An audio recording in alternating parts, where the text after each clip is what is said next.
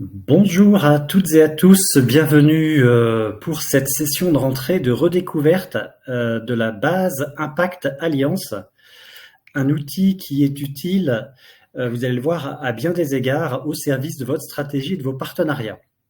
Pour ouvrir on va avoir 3 séquences au menu: la présentation de la base, un temps d'actualité et une interview avec notre invité Lorelai Ursenbach de Convergence qui est déjà à nos côtés.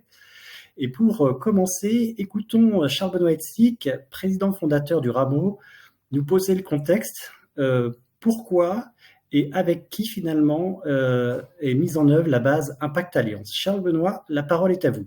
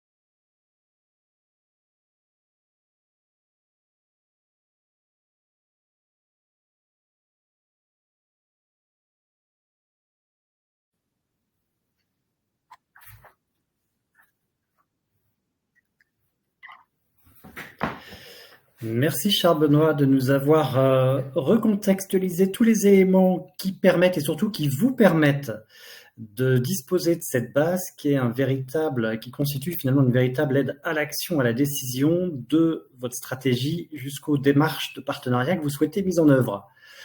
Après avoir entendu la vision du rameau, écoutons celle du second partenaire SINDUP avec son fondateur Michael Réau.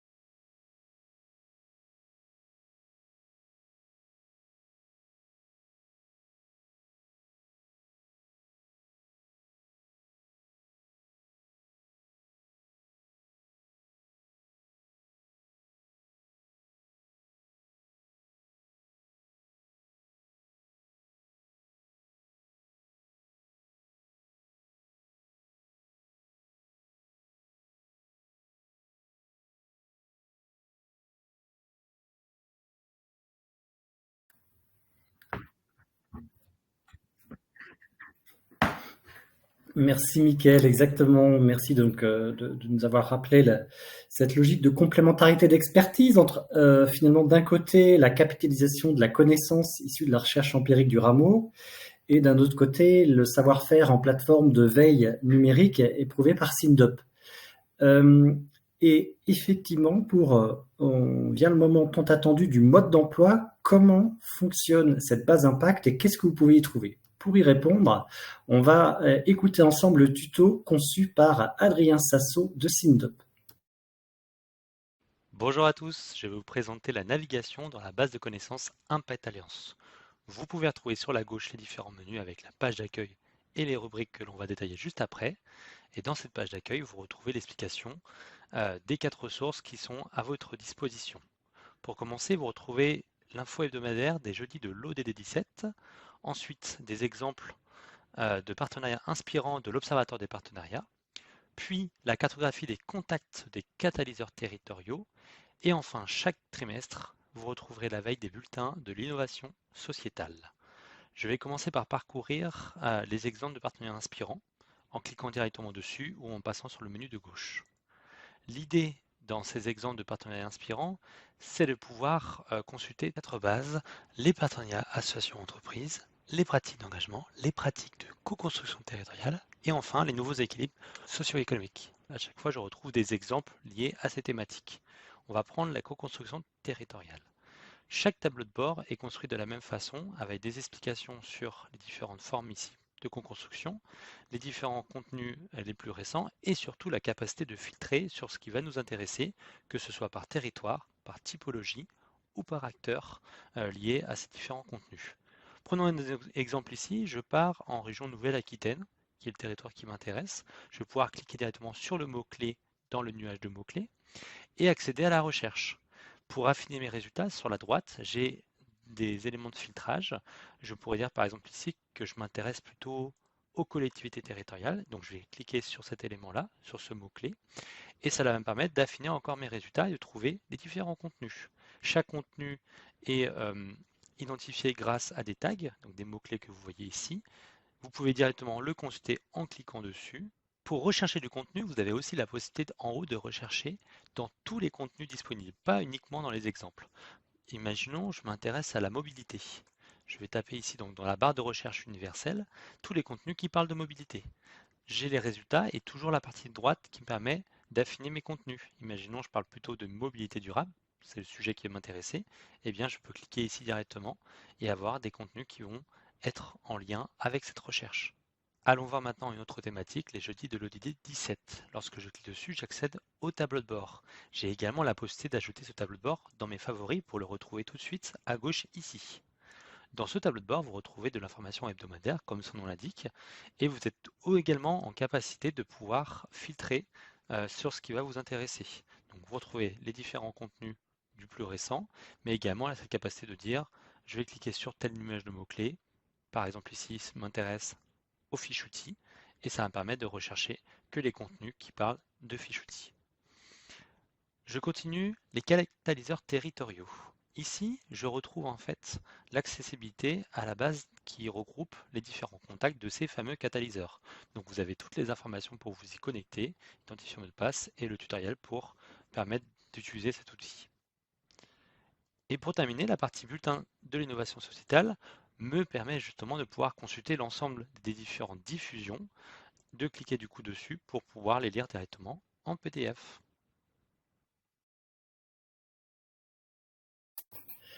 Merci beaucoup Adrien pour ce petit parcours finalement qui est assez intuitif et qui vous permet de donner accès à ces 4 volets, des informations pratiques, des exemples inspirants, des contacts, accompagnateurs locaux notamment de démarches de coopération et avec les catalyseurs territoriaux et de la veille. Et justement par rapport à la veille, ça me donne l'occasion de mettre un petit focus sur une actualité intégrée dans le courant du mois de juillet, celle du nouveau bulletin de veille sur l'innovation sociétale.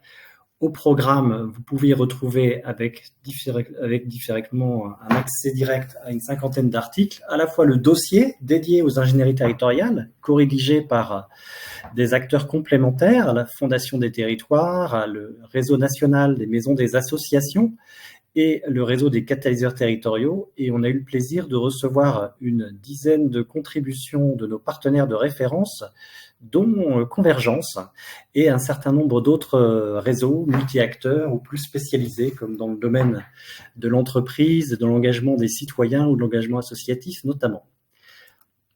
Plus précisément, en juillet et en août, les jeudis de l'ODD 17 diffusés chaque semaine vous ont invité sur le thème de la territorialisation des transitions à mettre en exergue un certain nombre de points forts. parmi lesquels le récit du mois. Le jeudi 4 juillet, vous avez pu retrouver le récit de Frédéric Marquet, qui est à la fois coprésidente du réseau des catalyseurs territoriaux et directrice de l'innovation à Paris-Est-Marne-des-Bois, qui a été reconnue éclaireur 2030 par la Fondation pour la co-construction du bien commun. Et le même jour, vous avez pu également découvrir l'interview de Jimmy Begg, directeur de la Maison des associations de Saint-Benoît de la Réunion. La Réunion qui était bien à l'affiche lors de ce mois de juillet, puisque le jeudi suivant, le 11 juillet, vous avez pu découvrir la première publication sur l'outre-mer de l'Observatoire des partenariats, publiée avec le CNAM et le RNMA, qui est le cahier d'observation des coopérations territoriales de la Réunion. Et au-delà de ce cahier, vous pouvez compléter en découvrant, d'ailleurs dans la base, les 8 exemples d'acteurs engagés de la Réunion étudiés, que ce soit des collectivités territoriales, que ce soit des fondations, des entreprises ou encore des associations.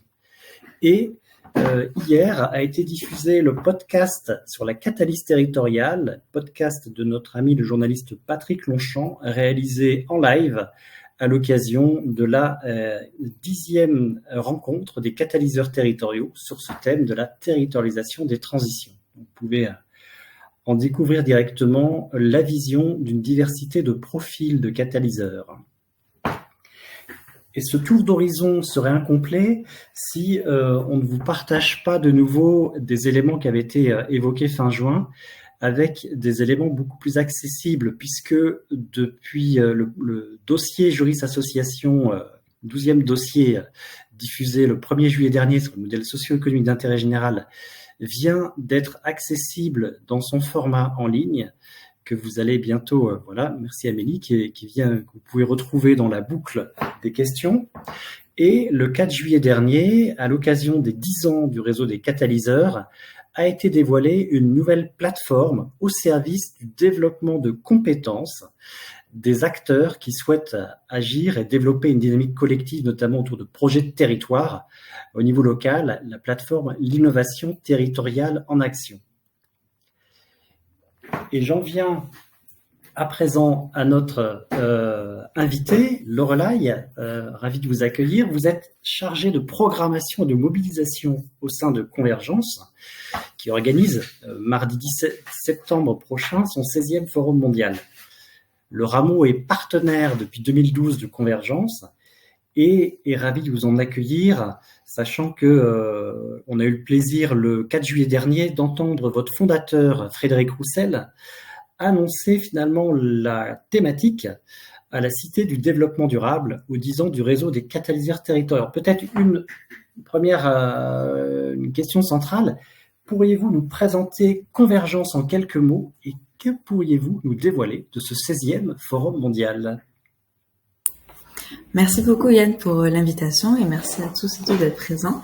Donc effectivement, Convergence, on travaille depuis très longtemps avec le Rameau puisqu'on a la même boussole, l'ODD 17, les partenariats multi-acteurs, et ce qui nous anime car nous sommes en fait une plateforme de réflexion et de mobilisation en faveur d'un monde plus durable et juste, avec comme mantra, je dirais, le 3-0, le 0 carbone, 0 exclusion, 0 pauvreté.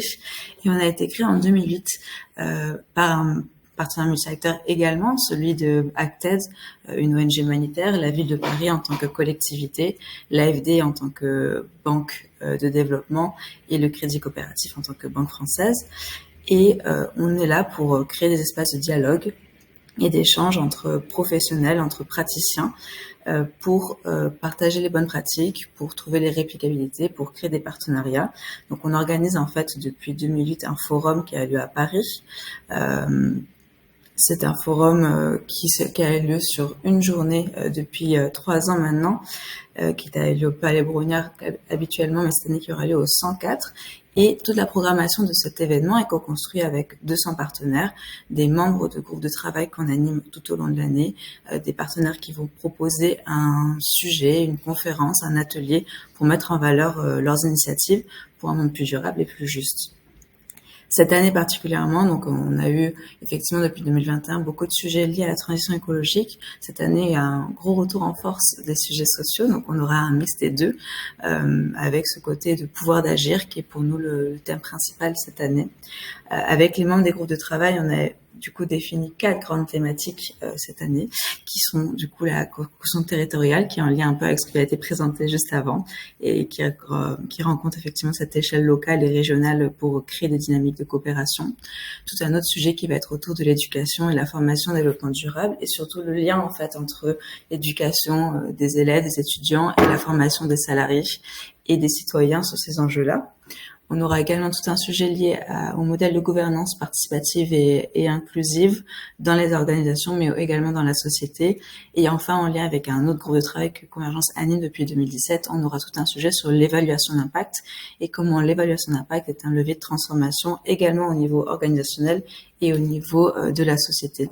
Ce qui est intéressant dans ce forum, c'est qu'à la fois on s'intéresse beaucoup aux professionnels, mais on essaie d'avoir différentes échelles de travail, donc des échelles plutôt locales, des échelles locales en France, mais aussi à l'international, et d'essayer de montrer que, par exemple, des bonnes pratiques qui auraient lieu dans un secteur associatif peuvent très bien se retrouver et être inspirantes pour le secteur, par exemple, privé ou pour le secteur public. Au total, on aura 25 conférences, une dizaine d'ateliers, 25 exposants également qui seront là pour présenter leurs solutions, qui seront à votre écoute si vous venez, pour justement présenter un petit peu leur travail dans leur territoire. Beaucoup d'acteurs nationaux, mais aussi des acteurs qui sont plus ancrés dans un territoire local. Et en tout 200 experts qui seront présents toute la journée le mardi 17 septembre au 104. Une dernière slide pour vous présenter un petit peu les partenaires qui sont présents. Peut-être que certains d'entre vous le sont également. Mais donc voilà, on a toute cette partie donc de co-organisateurs, d'exposants, de partenaires réseaux aussi qui font vivre le forum, de médias et également des partenaires à l'international qui sont présents lors de cet événement-là. Ce sera également l'occasion en termes de diffusion de lancement de 2 publications que Convergence publie annuellement, qui va être le baromètre de la finance à impact, qui sera dédié à la finance à impact social, et le dernier outil des petits déjeuners à mesure d'impact sur l'évaluation d'impact. Merci beaucoup Lorelai pour ce panorama à la fois très concis et très attractif. N'hésitez pas à l'attention de nos participants à poser des questions, c'est inscrit sur le fil. Et comme l'évoquait Lorelai, ce forum est ouvert à tous et accessible sur inscription. Justement, dans la continuité, je l'évoquais tout à l'heure de ce que Lorelai vient de nous partager, on aura le plaisir nous-mêmes, au niveau du rameau, d'y intervenir à 2 occasions. L'après-midi, à 15h, autour d'une table ronde, avec plutôt une logique de mise en perspective sur le thème de la réussite des transitions en territoire, quelle trajectoire d'impact adopter, et avec un effet rebond pour passer à la pratique et à la mise en œuvre en atelier à 16h40 sur la thématique performance, innovation, confiance, quel levier activer. À cette occasion, vous pouvez d'ores et déjà, dans le programme en ligne, y découvrir la diversité des profils d'intervenants, et on vous promet un certain nombre de surprises et d'éléments qui vous seront très utiles à bien des égards lors de cette journée. Est-ce que je ne crois pas voir apparaître 2 questions du public. Tout a l'air d'être parfaitement clair. Peut-être, Lorelai, vous souhaitiez nous partager une annonce à l'attention des participants de la base Impact Alliance. Oui, du coup, dans le cadre de ce partenariat qu'on a de longue date, nous vous proposez effectivement, donc le forum est effectivement payant, mais avec un tarif qui est dégressif en fonction de la structure que vous représentez, avec des tarifs qui ne dépassent pas les 100 €, hein, on est en dessous de ce tarif-là, mais dans le cadre de la base Impact Alliance, on vous proposait d'avoir des billets à moins 50% pour assister à l'événement toute la journée. Donc on a transmis un code aux équipes du rameau qui vous l'enverront soit dans le chat là, soit plus tard, pour que vous puissiez être présent et découvrir aussi cet espace qui est très complémentaire avec la base Impact Alliance, puisque du coup, certains des catalyseurs seront présents et permettront effectivement de créer ce moment. Je vois la question de Thibaut Rivière. Quels vont être les temps forts du forum, Lorelai? Alors, effectivement, on a des temps forts avec des très grandes conférences qui vont être sur des sujets plutôt d'actualité. Je pense notamment à un sujet autour de l'intelligence artificielle et comment s'en emparer dès maintenant sur le futur de nos emplois, plutôt que de le subir a posteriori. Donc ça, ce sera une conférence qu'on aura. qui sera un assez grand temps fort. On aura également effectivement les sessions dont a parlé Yann au niveau du rameau. On sera dans le lieu du 104, qui est quand même un tiers-lieu assez emblématique de Paris.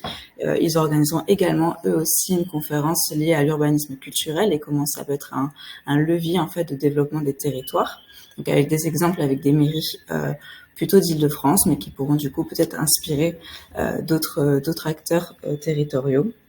Également, on aura quand même plusieurs fresques qui seront présentes et qui seront du coup vous permettront plutôt de tester un petit peu. Donc comme on est sur un événement, on peut pas avoir 3 heures de fresques, mais on aura des fresques qui seront adaptées, qui viendront présenter sur 1h30 un petit peu leur sujet. Donc je pense notamment à la fresque de l'écoféminisme qui a été créée par les impactrices et l'association Climate. Et ensuite, on aura pas mal de choses sur l'impact avec la Fédération nationale des caisses d'épargne, avec le label Finansol et FR, ou encore avec le groupe SOS qui seront également présents pour parler de ces sujets-là, à la fois avec une vision française, mais aussi avec une vision internationale. Ces quelques exemples, vous pouvez les retrouver effectivement avec le lien qu'Amélie a partagé, avec l'ensemble des intervenants qui seront présents. Parfait, merci beaucoup pour cet éclairage et effectivement cette indication que c'est vraiment un moment privilégié à la fois pour réfléchir et pour agir. Il y a vraiment cette articulation de prise de hauteur et d'éléments pour passer à l'action. Indication pratique pour nos amis qui ne sont pas et ils sont nombreux, je sais ce matin, qui ne viennent pas de la région Île-de-France. Le 104 est situé dans le nord de Paris, à proximité de la Villette. Donc voilà, en fonction de votre gare d'arrivée, c'est un petit élément à prendre en compte, mais je ne doute pas que vous pourriez y arriver sans encombre. Et oui, peut-être direct depuis la gare de l'Est. D'accord, merci. Et donc, nos amis de l'Est, du Grand Est seront privilégiés. Et une dernière information à vous partager, invitation sur la thématique des modèles socio-économiques. C'est le prochain webinaire qui aura lieu le jeudi 19 septembre à 13h sur le thème CAP 2030 vers l'ODD 17, l'ingénierie territoriale à la manœuvre. Merci Amélie qui vient de partager en ligne le lien, co-animé, copiloté par la GEPVA Rameau, que j'aurai le plaisir d'animer. Et justement, on aura un panel d'acteurs qui illustreront la diversité des modalités d'ingénierie du Grand Est, au niveau local, intercommunal et régional, qui pourront vous démontrer finalement de quelle manière ça se met en œuvre, cette ingénierie territoriale dans une logique notamment assez innovante. Donc j'en ai, en ce qui me concerne au niveau des informations que je souhaitais vous partager, tout a été posé. Merci infiniment à chacune et à chacun pour votre présence. Bien évidemment, un très grand merci à Lorelai pour la qualité de son intervention. On vous dit à très bientôt et on ne manquera pas de revenir vers vous dans le courant de la journée avec un petit mail en rebond à ce qu'a évoqué Lorelai pour le code et les places. Très très belle journée à toutes et à tous. À bientôt.